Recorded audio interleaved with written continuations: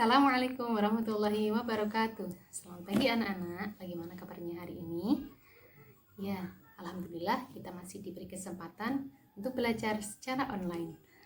Terlebih dahulu, mari kita berdoa bersama. Berdoa dimulai. Selesai. Nah, apakah kalian pernah diceritakan oleh ayahmu atau ibumu atau kakakmu tentang sebuah cerita? Kalau pernah, cerita apa yang pernah kamu dengarkan dari mereka? Ya, dalam sebuah cerita itu ada yang namanya tokoh. Nah, hari ini kita akan mempelajari tentang pengertian tokoh dan peranannya.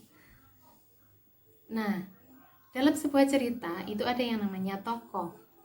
Tokoh adalah pelaku dalam cerita. Tokoh itu membangun sebuah cerita. Tokoh dibagi menjadi dua jenis.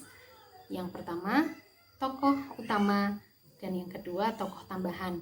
Tokoh utama adalah tokoh yang mendominasi dalam sebuah cerita atau tokoh yang sering muncul.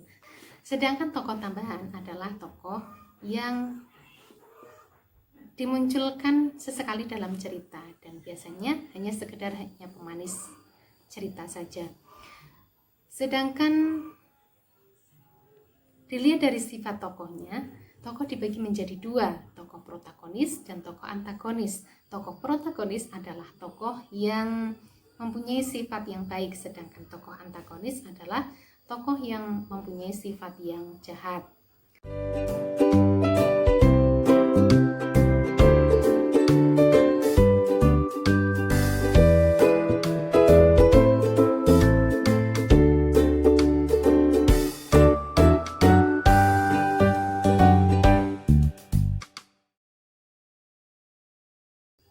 Nah, sekarang kalian baca dulu buku siswa halaman 26 tentang asal mula Bukit Catu.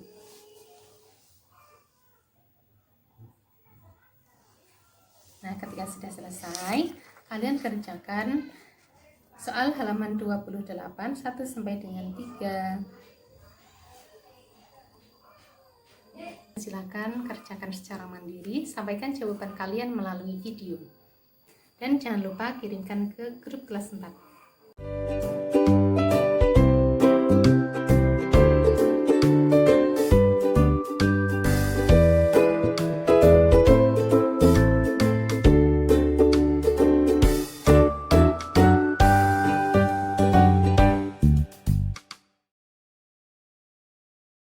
Jadi,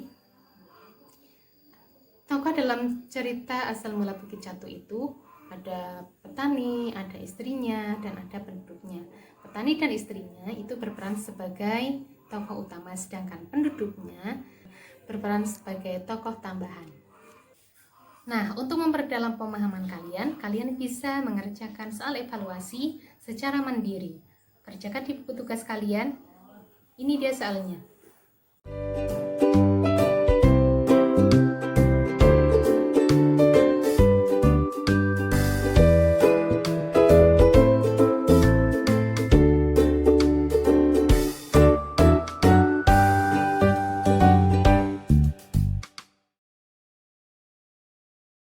Nah, hari ini kita sudah mempelajari tentang pengertian tokoh dan peranannya.